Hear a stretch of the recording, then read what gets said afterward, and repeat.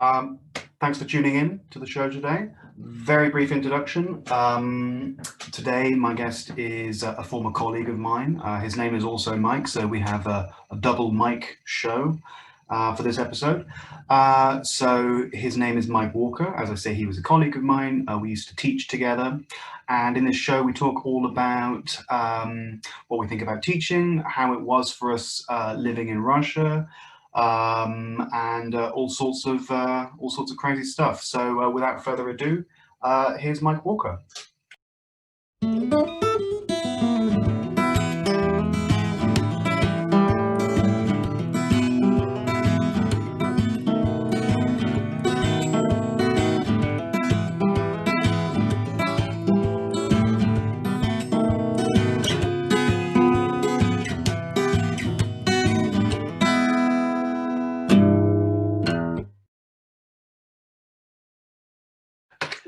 Okay, 3, 2, 1, and ciao, Miguel. Ciao, Miguel. How are you doing? Yes, very well, thank you. Just before we started taping, we were talking about this second lockdown. As it happens, actually, we're taping this on a Sunday, and the podcast gets released every week on a Thursday. So that's going to come out the very day that our new lockdown starts here in the UK. Lockdown 2. Yeah, I know. Are you looking forward to the sequel? Oh, I wait with bated breath. Yeah, hopefully it'll be as brilliant as the first.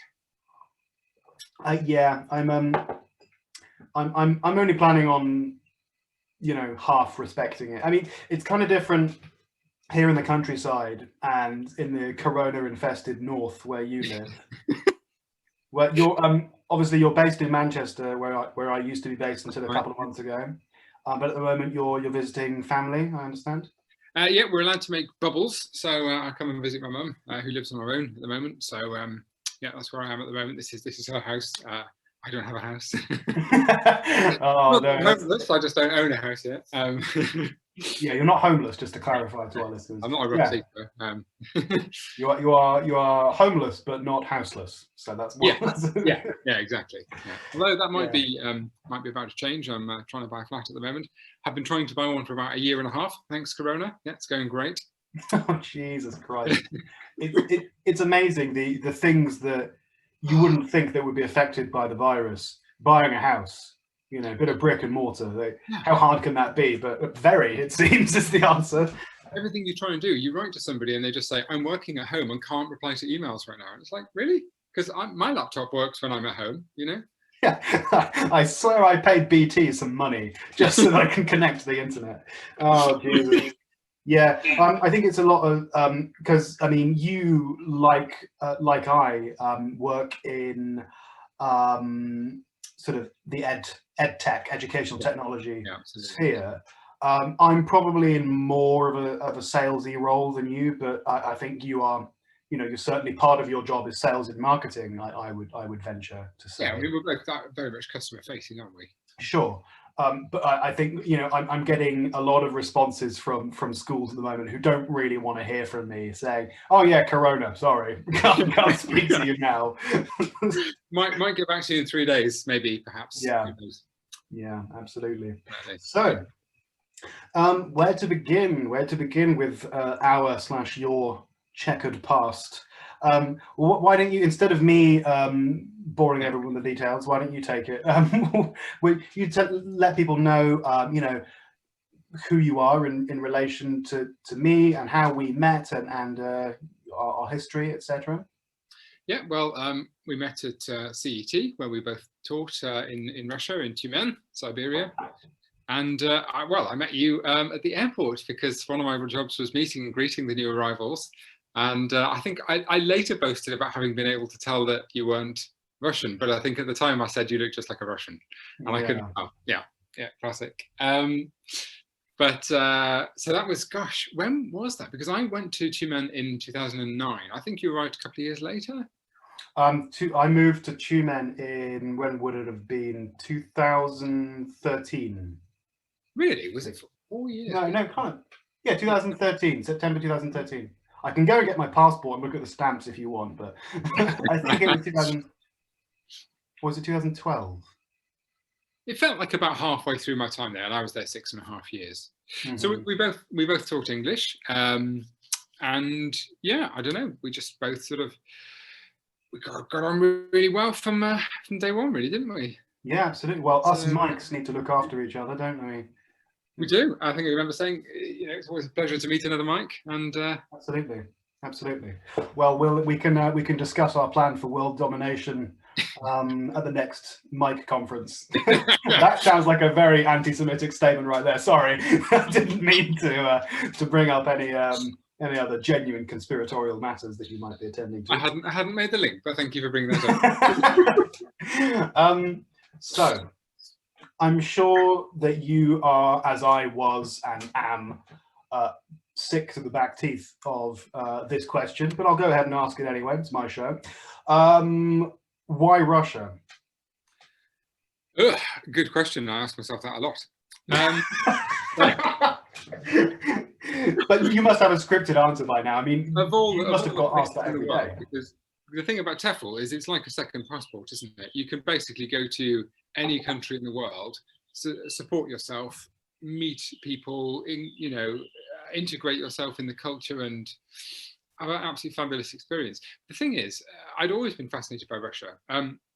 I studied the language quite by accident when I was at school, because we had to pick two modern languages, or two foreign languages, and Spanish was full. So I got French and Russian. And I just took to Russian like a duck to water, whatever the expression is. I only thought this for 10 years. And I knew from the very first lesson where we learned words like koshka and babushka and things like this, and I thought, right, this is a language I want to learn. Yeah. It just clicked. So I did it right the way through school. We had a school trip to St. Petersburg when I was in sixth form. Loved it, absolutely loved it. It was my first time in Russia, but I knew I just wanted to go back. Unfortunately, this family I stayed with invited me back, and I just felt instantly at home there. I mean, there was something about the place. I just felt like I'd returned rather than arrived, if you know what I mean. It's a very strange feeling to get the first time you visit a place. I mean, I already knew that half my family came from Eastern Europe at various times, but I didn't know quite where they came from. So it inspired me to sort of look into that a bit more. My uncle since published a book on the family history. It's really interesting. And sure enough, yeah, a lot of my mum's side of the family, they were Jewish emigres, and late 19th century, early 20th century, a lot of them arrived from what was then just called the Russian Empire. But yeah, they were sort of Polish and Ukrainian and Russian Jews. So no wonder it sort of felt so natural, I guess. That's interesting. So the fact that you had that sort of deep, what should we call it, genetic memory, that may explain, your sort of, because I didn't have that the first time I went to Russia. For me, it was very much a bit of culture shock. Really? This was back in university when I went to study abroad, but certainly then in subsequent years, after having lived there for a number of years, I did feel that very strange feeling, when you visit the UK and then you'd come back to Russia and you've got this weird feeling of having left your home country, but having also come back to your home away from it. Yeah, very strange feeling. Just on that, I think there is, when you've lived abroad for so long, when you lived the life of an expat, I felt this, because you describe it to people and you say, well, I'm not a Russian citizen. I don't have a sort of right to remain there or anything like that. And yet at the same time, I feel so detached from the UK that I sort of feel in between, but I didn't feel lost in between. I felt like I was sort of free to not have to fully engage with either country's politics or anything like that. I felt a wonderful freedom of living the life of an expat, actually. Living the life of a gypsy, I think you mean. The nomadic life of the TEFL teacher is quite liberating, I think. Yeah. Yeah. So, I mean, I'm right behind you when it comes to those. I think there's something to the English ear, or perhaps to the European ear, which is very appealing about those sort of sibilant and sort of throaty sounds that Russian has, like the sort of sh, zh, those kinds of sounds. And you tend to find that, that, as you said, koshka, shapka, that those are the sort of where the people really, oh my God, that's just what I hoped Russian would be like. And it is just like that. It's like, what's another word which I really liked? Like торжественность, I think was one of my. That's a good word. Yeah, I know. Yeah. Yes. Now, as regards your statement about TEFL being almost like a second passport, Yeah. I'm not sure if you've got your finger to the ESL pulse these days, or ear to the ESL ground, Yeah. but there's a bit of controversy bubbling these days about quote unquote native speakerism, and some people are a little bit silly with it. Some people say that you shouldn't discriminate against people who don't speak English as a native language. If you prefer to have lessons with a native speaker, that's discrimination. I'm like, that's a bit silly. That's a silly thing to say. There's a definite reason why some people might want to have a lesson with a native speaker. Yeah. Just like, if I were going to study Russian again, I would certainly choose a native speaker, because anyone who learns Russian to a high levels, that's great, but they're not going to get to native speaker level. It's just not going to happen. Well, yeah. Sorry, go ahead. No.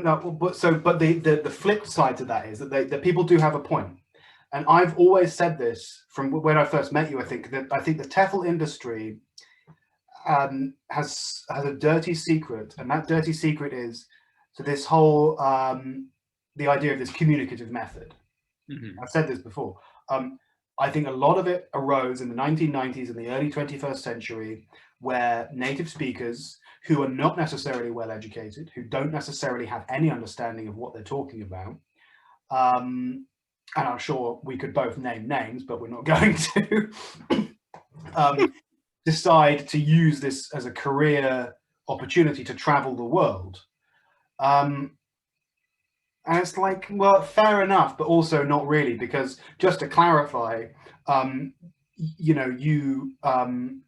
know, of course, a lot about Russian culture and speak Russian to a very high standard. So just to clarify that to anyone listening, when Mike talks about, traveling the world by TEFLing, I don't think you say that flippantly. I think that you are someone who takes that, what would you say, that commitment to understanding the native language, to understanding the local culture very seriously. And I can't see you traveling to China, for example, and teaching English, because you don't know anything about it.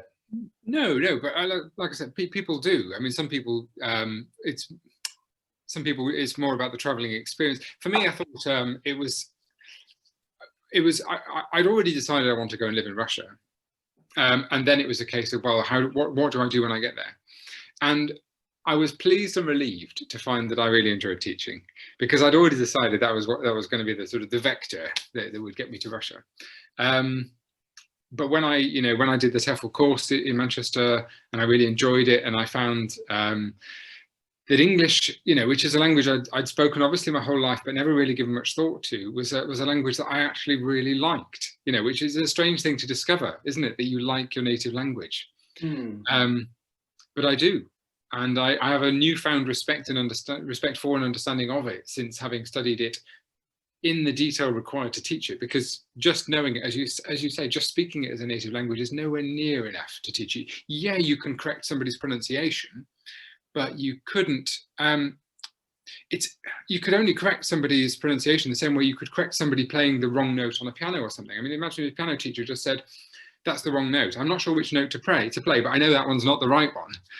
Whereas somebody who actually knows about music would tell you what to do. Yeah, precisely. Well, that's all to do with how we process information. I mean, you have obviously an interest in technology and programming, and you know about top-down and bottom-up information processing. No, not really. Okay. We'll take a step back then. So, but I mean, it'll make sense as soon as I clarify. So, the way that a teacher would teach structure and grammar and vocabulary is what's called top-down information processing. So you start from the top layer, which is structures, rules, ways to apply grammar. Then from that you get units of language, and then the bottom layer is pure unadulterated speech. Right. So the process you're describing of the piano teacher who corrects note by note, the other way around. a native speaker desperately trying to extrapolate, to sort of reverse engineer the rules, that would be bottom-up information processing. Yeah. Which is precisely why, as you correctly say, that being a native speaker of a certain language is absolutely no guarantee that you can teach it. But it works both ways. You know, and a good example, just like, you know, like a cheesy example, you know, to sort of catch Russians off their guard is to sort of ask them, what case is that word in a sentence? Yeah. So if I raise a toast, the one I always use as an example is I raise a toast and I say, ladies and gentlemen, za tsarya. And then you ask them, tsarya, in that case, in that sentence, what case is that? No, so Most of them will say родительный падеж because they think чего кого, okay, tsarya, yeah, that must be родитель. But if you think about it, no.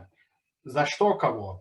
За любовь, за встречу. It's accusative, винительный падеж. So, but that's a completely understandable way of processing that information, because you have certain legs of this decision tree going upwards, and you say, okay, tsarya, that could technically be accusative, or it could be, and in most cases is genitive, so I'm going to say genitive, and most people would say that. So yeah, it's this, unless you have an understanding of it from the other way around, it's an almost impossible question to answer. That's a really good example. When you reminded me, when on my first trip to Russia, I was living with this family in St. Petersburg just for a week, and they were asking me about Russian. How was it a difficult language to learn, for example? And I said, well, you know, it's a difficult language, as much as any language is difficult, really. But I said, at least it is quite logical. For example, you can always tell the gender of a word by the ending of it. Well, almost always. And the father said, really? And I said, well, yeah, of course. You know, if it ends in an out or yeah, then it's a feminine word. And he said, oh, I suppose you're right. I think they call it. I suppose I am. And I just found it incredible that he'd, you know, obviously spoken it for 50, 60 years or whatever without realizing. But you don't think about it. You don't stop to think, do you? Precisely. Yeah, precisely. And this sort of difference between top-down and bottom-up information processing, that really comes to the fore when you look at mistakes which we might make as native speakers of English, which a Russian would never make, and vice versa. For example, there's so when you look at double auxiliaries, so sort of, you know, should have, would have, could have. Yeah. Then you know what I'm going to say, because it's the weak form of have. So of course, anyone learning the language would know should have, would have. But a lot of native speakers might make the mistake of saying should of. Because it sounds like should have, of. Yes. Yeah. But, and so if I say that to a Russian, they'll be like, what the, oh my God, how could you, it's not even a verb. Different parts of speech. How could you even dream of making that mistake? It's ridiculous. But then for us, the equivalent would be, so, you know, a mistake that sometimes native Russian speakers might make would be the difference between tia and tia. So te and tia, and te miekki znak and tia. Right. Because it sounds the same. But to us, that would just be insane. How could you even, one's an infinitive and one is third person singular? Do you know what I mean? So the end of a reflexive verb, you mean, yeah? Yeah, the end of a reflexive verb in its infinitive form or in third person singular conjugation. So that sometimes they have to learn that at school, when you need with miekki znak or when without. But we would never dream of making that mistake because we don't learn it like that.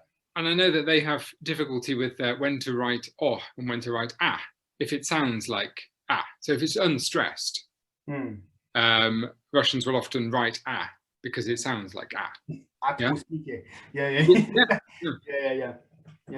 And they have to learn, and they have these Czech words, pravědečné slova, that they use to work out, because if that word in a different part of speech would be stressed differently, then you can work out whether it's an O or an A. Or you could just remember it. Maybe as English speakers, we're used to the pronunciation and the spelling having a very limited link, relationship. Yeah, exactly. So we just we learn them as two completely separate things.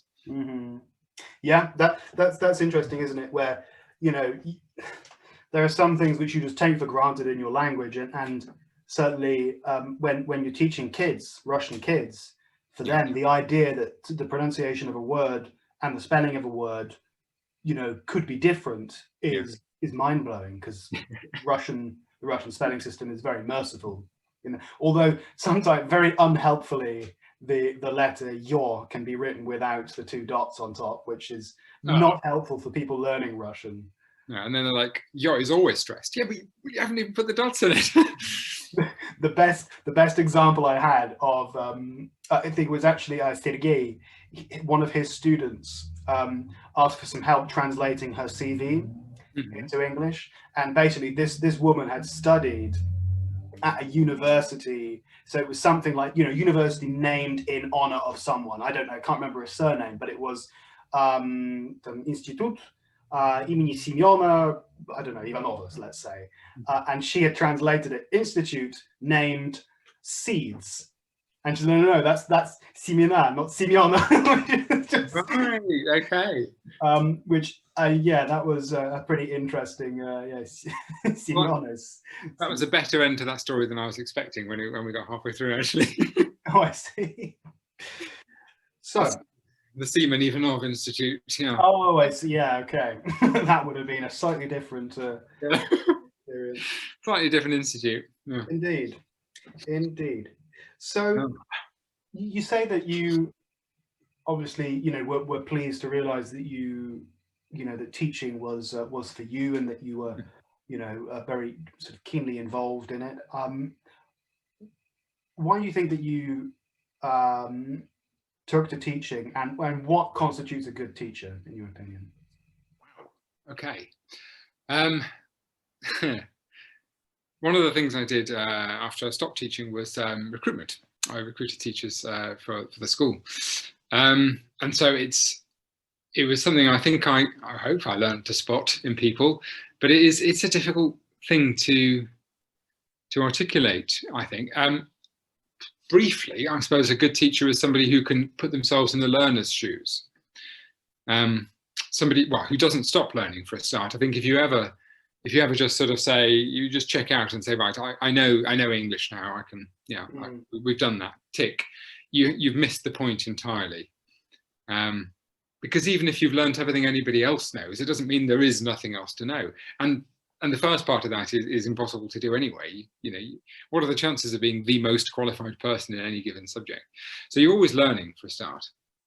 I'm happy to learn.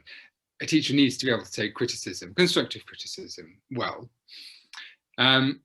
Needs to know how to, so I don't know, you're probably not your cup of tea really, but Strictly Come Dancing, right? It's on a Saturday night. And the reason that my favorite judge is Shirley is because she's a good teacher.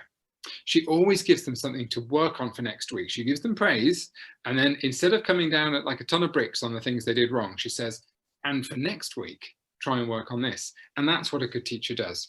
They phrase things, they explain things in terms of what you can work on, rather than just criticism. That's what was that? That's two things. I've never liked that phrase, compliment sandwich. Well, no, I know what you're going to say. You think compliment sandwich, you start off with a compliment. For people who don't know, a compliment sandwich is a term in English teaching and in other spheres, where you start off with something they did good, something they did well, sorry, and then in the middle you have a critique, and then you finish off with another compliment. Like, well, no, that's a criticism sandwich with compliment bread. Sure. Ridiculous. By that token, every sandwich is a bread sandwich, isn't it? Yeah, I have a bread sandwich. I have a BLT. Bacon, lettuce, tomato, no, bread, lettuce, tomato, please. Yeah, terrible. Yeah. There's a bacon on the outside and a slice of bread in between. As regards your point, you need to put yourself in the learner's shoes. Is it possible to do so not speaking their native language? Ooh.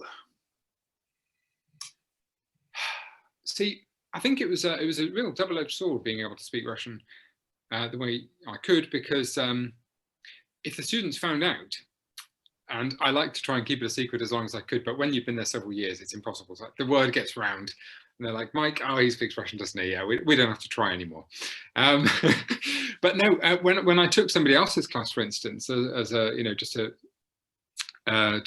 substitute when they were off or something, I liked to start from scratch, clean slate, pretend that I didn't speak any Russian. And the students know that they can't rely on it. If they get stuck, they're going to have to explain their way out of it.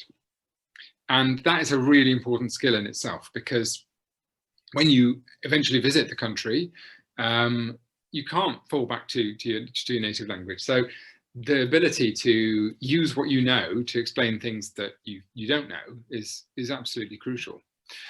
Agreed, but I mean, I didn't take the same approach as you. I would, make no secret of the fact that I was a Russian speaker, but it's different, isn't it, when you're dealing with kids and adults? Kids are a whole different box of frogs, and you need to obviously control and discipline them accordingly. But with adults, this is a value-added service. These people are paying money to come here and to learn. And I would sometimes get those students who they were here as a bit of a social club, and they weren't really invested in it. And they would just have a natter and have a chat and a gossip in Russian with their friends. And I said, you guys over there, go ahead and speak Russian if you want. It's your money. Do whatever you want. We're going to be learning English over here. Yeah, and I would just approach it like that. So honestly, it's your money. I work for you. You're my boss. You speak Russian if you want to. I wouldn't recommend it with trying to learn English here. And the other thing as well is that I'm not necessarily opposed to using Russian when it comes to technical explanations, when it comes to grammar, etc., etc. When it comes to speaking, you do need to limit it because as you say, you've got to be able to paint yourself out of that corner. Yeah. And you've got to be able to learning to paraphrase, knowing that there's no other way. You've got to express this in English. That stressing your brain into that's definitely a legitimate goal, I would say. But I was never shy of using Russian in the classroom if appropriate. It's more that I saw their attitude change as soon when they realised they had this crutch they could rely on. I think they tried less. I think it was you could see the cogs whirring, trying to explain things when they thought they had no backup alternative. Basically, and I liked to see that, and I like to try and maintain that. But like I say, it's impossible to maintain it forever. So that's one side. One side of it. The other side is it gives you a profound understanding of the mistakes they're likely to make, which makes planning incredibly, much more efficient and much easier to do. And when they, especially in their writing, I think it was very easy for me to understand what they were trying to say, even if they didn't get it quite right, because the mistakes were easy to work back from. I just had to say, well, if I was writing in Russian and translating word for word, what would that mean? And then I would know what they were trying to say in English. So very, very useful at times, but like I say, I think it would still be just as useful if the students never knew that I spoke Russian. If I secretly spoke their language to the point where I could work out what they were trying to say, I could predict their mistakes, mark their coursework, but in the classroom they would have to speak exclusively English to me. I think that combination would work quite well. The secret Russian speaker is probably quite a good teacher. It's yeah, I see where you're coming from. It is useful as well in knowing which English words you can get away with. Oh, absolutely. That's the other one. Yeah. I think native speakers who don't have much experience of speaking with learners of English, they would tend towards something like, for example, phrasal verbs, because to us, phrasal verbs sound much simpler because they're small, and it's like, well, who wouldn't understand the phrase "look up"? Yeah. Whereas, look up is to someone who hasn't learned that specific phrasal verb is impossible to decipher. Yeah. Whereas saying something like investigate, search is much simpler to understand. Absolutely. Yeah, native speakers. So I know, for example, that because I know what the word is in Russian, I know that I can go into a classroom full of elementary students and I can say the phrase electromagnetic spectrum and they will understand what that phrase means because it's the same in Russian. Yeah, precisely. Whereas somebody who doesn't speak any Russian might think that, I can't possibly go in and use words like that. They'll never understand me. Well, These are exclusively English words from Latin. All these lovely English words. Oh, dear me. So did we get to the bottom of a good teacher? What else did we what do you think makes a good teacher? I mean, me basically. When it comes to our specific line of work, which that's to say a value-added service teaching adults as opposed to school children, as opposed to teenagers, I think a lot of it comes down to entertainment. Knowledge is number one. Knowledge is top priority. You've got to know what you're talking about.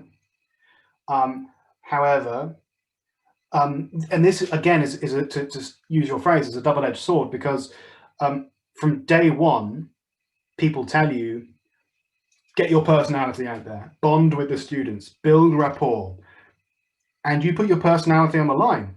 And if you have a lesson which doesn't go well, or someone wasn't happy with the way you explain something, or you don't get on well with a class, it's very, very hard not to take that personally, because you put your personality on the line. But you have to learn to detach yourself from that sort of thing. And I think it helps as well to build a kind of persona, much like a stand-up comedian goes on stage and has this character. When you're teaching, you're kind of in character. Having said that, I can never stop myself from going down all sorts of rabbit holes with my students and trying to have deep conversations and sharing personal information. They want to know. I mean, they want to get to know you a little bit. You don't want to be too standoffish and distanced. Yeah. I mean, for some people that works. But no, I can't help myself. I love people too much. I just love speaking to people. Fine, especially when you can just.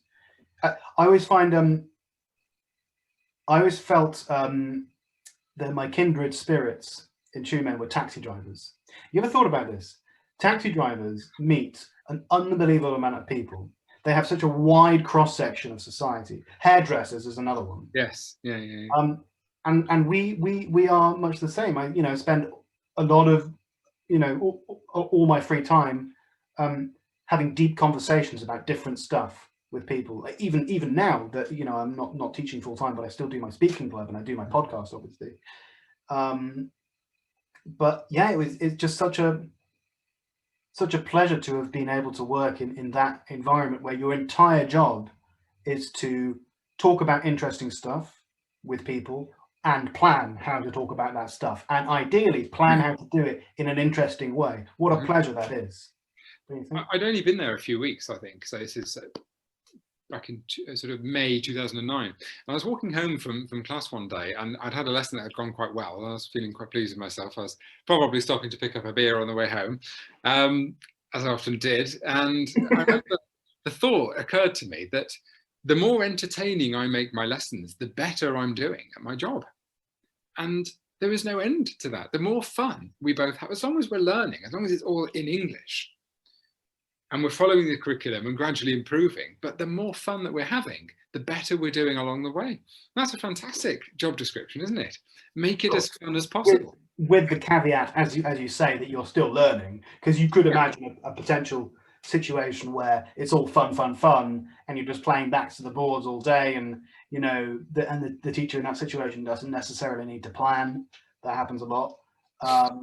Then that's maybe not the best solution, the best outcome for you or your students. But yeah, if you can make it useful and fun at the same time, yeah, that's the golden. I think if you take the average fun across the whole term, including the exams, then if you've not done any learning at all, then that'll bring the fun average right down. So the average fun calculation, go. Yeah, as long as fun and progress correlate at a minimum of 0.8, then we're fine. long as there's a net average fun Yeah. throughout the term, then you're doing pretty well. All right. Well, speaking of fun topics, I wanted to get your thoughts on one of the words that drives me crazy. So I've always said that, from the best of my observation, I think each country, each nationality has its own national obsession. We English people are obsessed with class. There's working class, middle class, upper class. There are types of foods and drinks I could name, and you could tell me that's a working class food, that's a middle class food. I certainly could. They say that if you put 3 Englishmen on a desert island, they will have created a class system by lunchtime. The Americans. What do they call lunch? I mean, there you go. Yeah, the Americans, meanwhile, are obsessed with freedom. Mm. And not wrongly so, in my opinion, but that's their sort of national obsession, and all of this, of course, ties into the history of a country, the public consciousness, and all of that. I would say Russians' obsession, what Russians always talk about, is mentality. Right. Okay. Never stop talking about mentality. So before I give my 2 cents on it, what do you think? First of all, what does that mean, Russian mentality? And second of all, what do you think about it? What does it mean? It's your approach, it's your outlook, isn't it? It's something you adopt. I think you can adopt, for sure. For example, previously, if I'd seen a cup of water on the floor, I'd have thought, oh, somebody's left their drink on the floor. After 6.5 years in Russia, I would think, is the roof leaking? That's just, and it's just a different way of looking at the same thing. Another example, they have this wonderful phrase in Russian, "Работа не волк, в лес не убежит." So work is not a wolf; it won't run off into the woods. Now, when I heard that, I took it to mean work's not going anywhere. You may as well get on with it. A Russian apparently sees this completely differently. Same words, work's not going anywhere. Why get on with it? And it's just an utterly different approach. So I think that's mentality, isn't it? I think it's how you approach the same thing. Do you know? So first of all, of course, there is definitely each country, because of their history, because of their culture, because of geographical factors, because of what all of this massive combination of factors. And it could be something so simple as I can tell a joke relating to the tax system. I can tell a joke relating to standing in line at the MFC or the passport stall or whatever. And then that's something that we can connect with on a personal level, even if someone from Voronezh and Vladivostok can joke about the same thing, and they have this shared cultural connection. Mm-hmm. So yeah, of course. However, I don't think that that's how most people use that word. I think that this, русский менталитет is very oftentimes simply used when all other arguments are exhausted. And it drives me crazy, absolutely crazy. So, and just to reiterate, I'm not trying to offend anyone here. Absolutely, there is a certain world. Yeah, there is a certain worldview, a certain outlook on life, as you correctly say, that Russians share, and there's this shared cultural identity and literary corpus and films and culture and music, and of course, absolutely.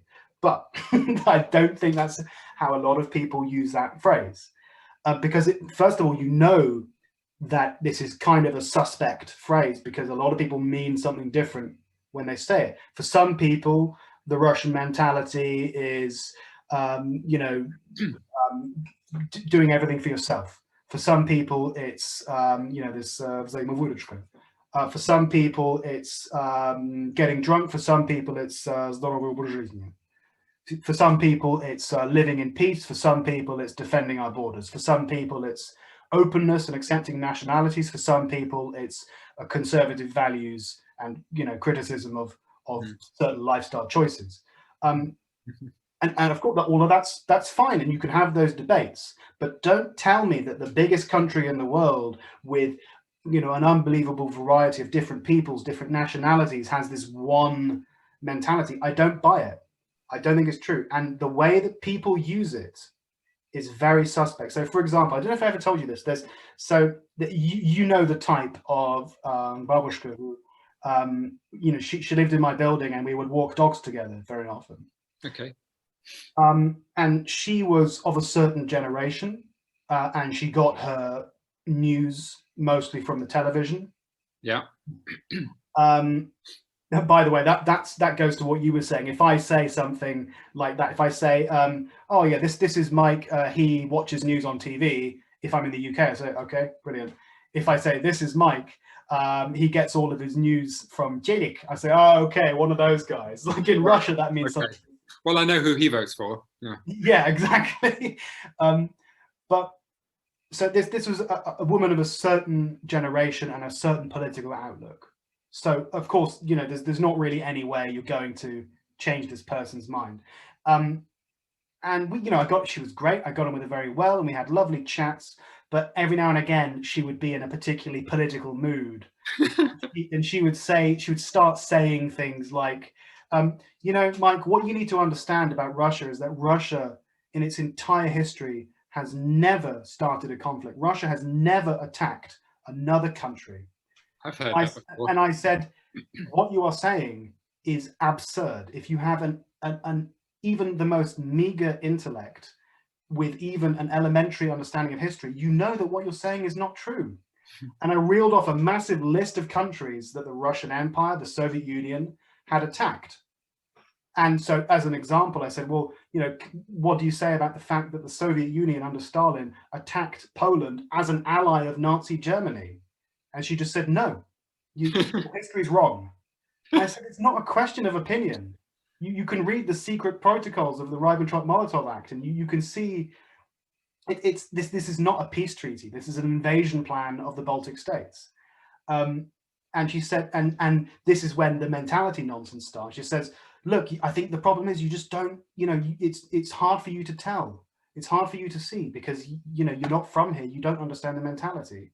And the defense mechanisms kick in and the shutters come down, and that's it. She's won the argument. What she's saying there, it's the ultimate argument from authority. It's saying, I have a unique perspective on this because I'm Russian and I know the Russian mentality. And I am arguing from such a different dimension from you that, it's not even worth talking about. We're finished. That is the use of this phrase mentality that I don't like. Do you know what I'm saying by this? I do know what you're saying now when you explain it like that. And I think there's almost a religious dimension to it in that, isn't there? It's the, you can't disprove this because you're not Russian. So, we're not even fighting on a level playing field here. Yeah. Yeah. It's like people saying, well, it's I've God on my side, so I don't need to argue with you. Those people are very often one and the same person, actually. Yeah.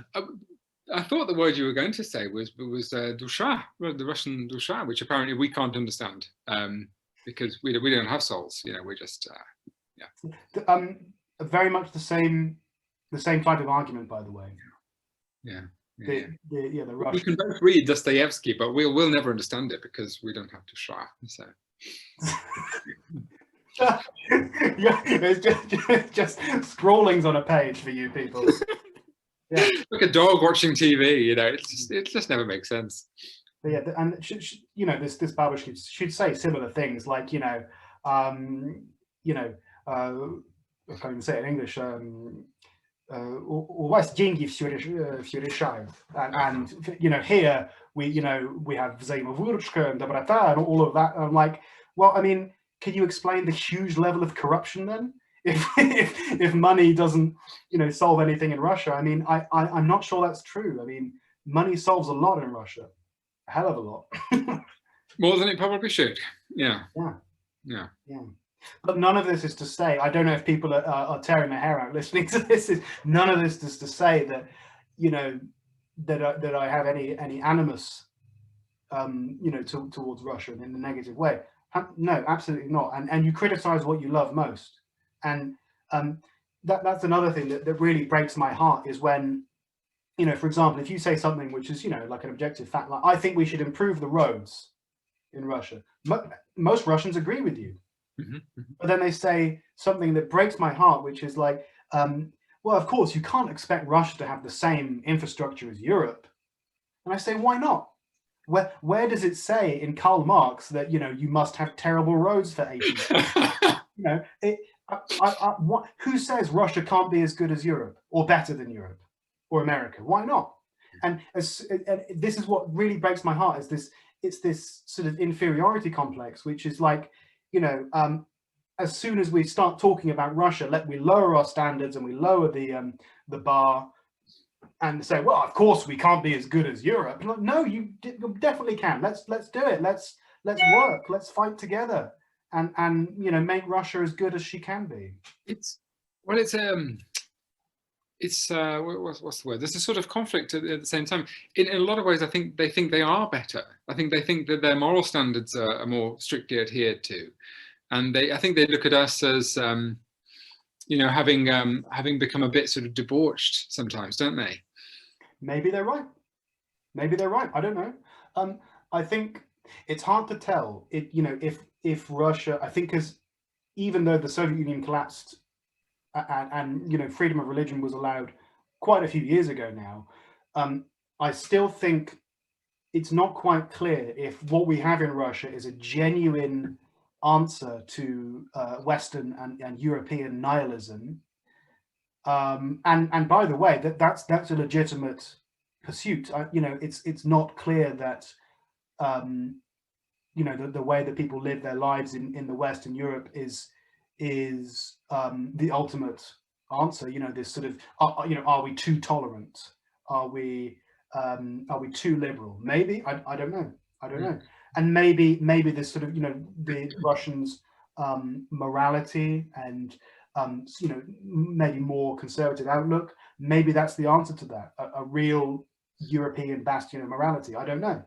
Or maybe it's the symptoms of the Russian Orthodox Church overreaching and perhaps getting its claws too deep into the government. Maybe it's both happening at the same time. I don't know. It's a tricky question, isn't it? Again, I think only time will tell. I think as long as you establish a way of measuring sort of happiness and well-being, and I think they're things most people can agree on, ways of measuring happiness and well-being. No? Maybe. Then whatever system produces the highest levels of happiness and well-being, you could say is the best system. And if that involves sort of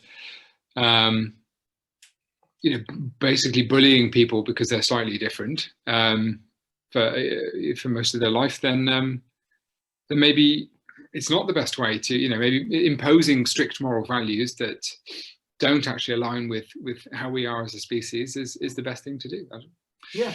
It's tricky, and not talking about Russia in particular here, but there's it's hard to think what's the best way to structure our society. On the one hand, you've got absolute nihilism, the proverbial Sodom and Gomorrah, and on the other hand, you've got North Korea. Or no, a better example might be Saudi Arabia, where morality is everything. So what's the best way to structure your society? Well, I think certainly not Sodom and Gomorrah. I think you do need to have some sort of standards. And it's certainly not Saudi Arabia. I don't feel the need to explain why. I think that's self-explanatory. So the answer is somewhere in the middle of those two extremes is the best way to structure your society. Now, the question might be, is it better to be more towards the Saudi side or more towards the Sodom and Gomorrah side? Well, I don't know. I have my personal beliefs. I'm quite libertarian. So I would be more on the side of small government, less control, less interference in people's individual lives, and the protection of individual liberties. Some people might disagree, but that's a debate worth having. Sure. But the freedom to have the debate is itself important.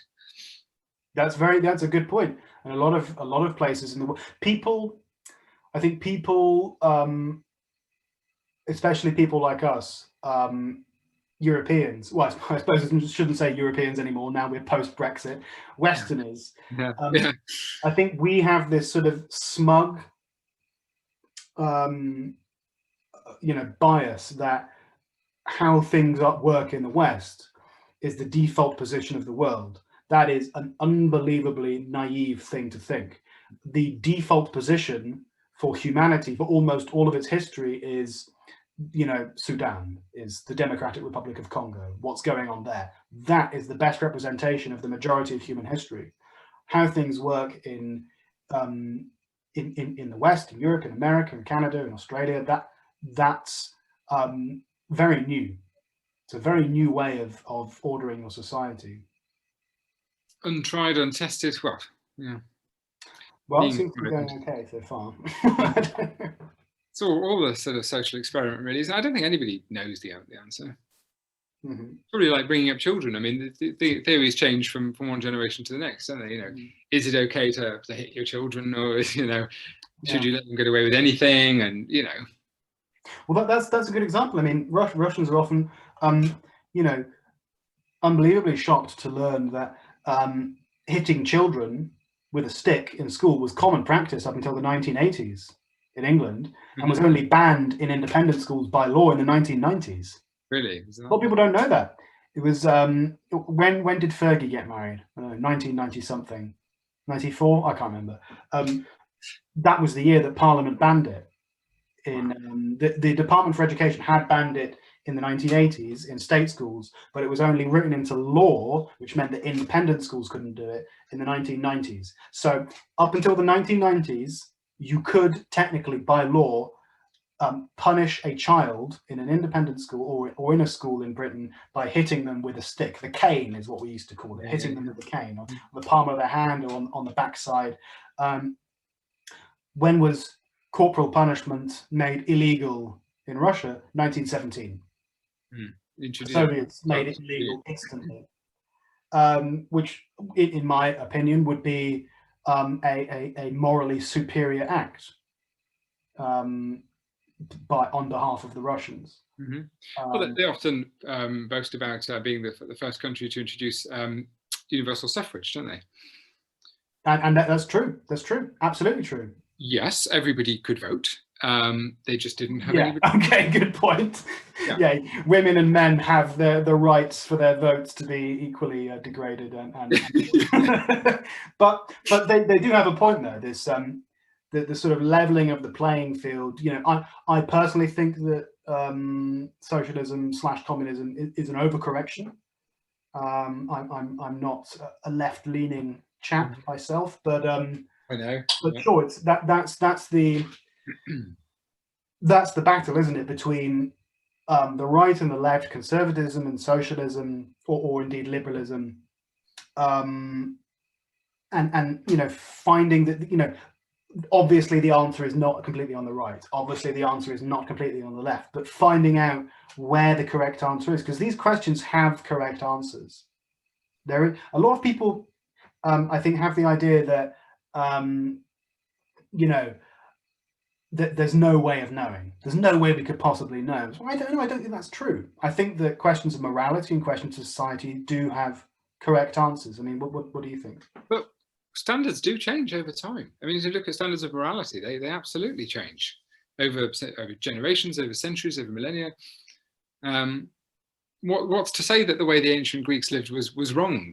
It's different, sure, but they would have looked at the way we live as wrong, I'm sure. We're now on to one of my most people in my speaking club know that moral philosophy is one of my other part-time jobs. This is my favorite topic to talk about. So, okay, cards on the table then. I'm a moral objectivist. I believe in moral facts. I believe that questions of morality have right and wrong answers. Of course, it depends what you mean by morality. Do you mean the morals, o tempora o morales, o mores, o I don't know, Marcus Aurelius. Meaning that what he meant by that basically was, as are the times, so are the customs, or so are the morals. Right. So when you say morality, do you mean how people in that society, in that time, imagine is a moral way to act, or do you mean moral truth?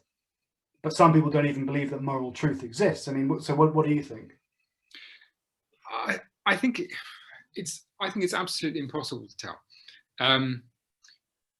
I've heard of interesting experiments where you get a child who can't speak yet, and there was a very simple experiment where they showed an animation which involved some shapes, and they gave brief sort of personalities and characters to the shapes. So one shape where like the square was trying to help the triangle get up the hill, and nasty circle kept coming along and knocking him down again, and things like that. And then they showed that the child would reach out and try to touch the shape that they liked the most, because apparently that's what children do. They touch the things that they want, that they like. And the children, the babies, invariably preferred, if that's a fair conclusion, the shape that was helpful. So it would seem we are innately designed built to help each other. But even if that's true, even if that is the correct interpretation of this experiment, and it is really, what actually happens, could that just be because of the way we've been brought up? And I say that, obviously you can't say that a child of that age has been brought up. I think they were like 6 months old or something like this. But we now know that you can inherit behaviors as well as more visible and physical genetic traits. You can absolutely inherit fears, for example. I mean, what modern genetics shows us that finding that a character trait that is inherited is no longer interesting news. Almost all of personality is at some level of analysis heritable. What would be surprising is if you found something that's purely environmental. But my intuitions diverge ever so slightly here. I mean, I don't find the question of, to what extent human nature and moral truth relate to each other, I don't really find particularly interesting. If we found, for example, that we have some sort of okay, I'll give you a concrete example. We know for a fact that there are some ways in which our human moral intuition breaks at some points. So you've probably seen on TV, there's like an advert for, this is some poor African child, and they'll normally give you his or her name and say he or she needs to walk 20 miles a day to get water, blah blah blah. And they do that because they've realized that the best way to get the maximum amount of donations from people to help these children is if you have a story about a concrete individual. If you give them a name, it works even better. If you give them stories about their hardship, it works even better. Now, if you give that, let's say it's a little boy, if you give that little boy a sister, people's care and the amount of money people are willing to donate goes down a little bit. Now, if you make this story about an entire family, people's donations go down even more. If you make it a village, people care even less. If you make it an entire country, no one really cares. That is an example where human moral intuition and moral fact diverge. I'm not really interested in the relationship between it's like looking at an optical illusion. I can look at, it's possible to have a moral illusion. I can look at an optical illusion and I can say, okay, by looking at it, it looks like this line is longer than that line, but then I get my ruler out and I measure the lines and I see, oh, they're the same length. Now, what my eyes are telling me is not really of interest in this. What the ruler is telling me, that's what we should be paying attention to. And just because there's no way of knowing the answer to a question doesn't mean there isn't a right answer. Okay, I'll give you an example. You look skeptical. If I ask you the question, how many birds are currently in flight across the okay, I see what you mean. Yeah. So there's no way, possibly, I don't know, with some sort of super advanced technology, we could find that out. But with our current technology, there is zero way we can ever know that answer. But Yeah, there is obviously there is an integer number that is correct. yeah, we must know that it's a positive integer somewhere in the millions, presumably. Yeah. I believe that the same thing is true about morality. The questions of morality have correct answers. To say that, and the reason you know that is because positivity and negativity exist prior to our opinions of them.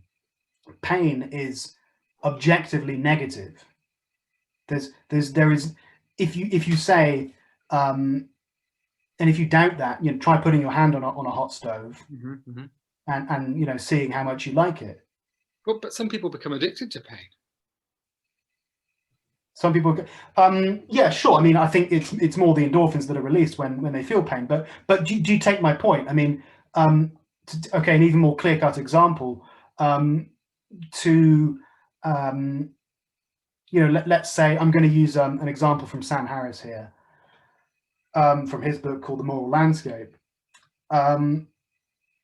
Let's say that we discovered, an island thus far untouched by humanity that was inhabited by a tribe, and the practice of this tribe was to remove with a red-hot iron poker the eyes of every third child.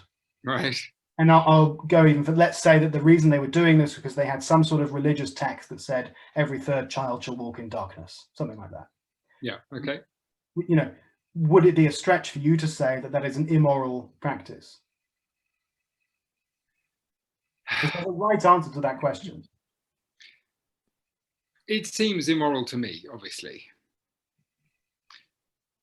I don't think there is such a thing as a completely objective morality. I don't think there can be. Mm-hmm.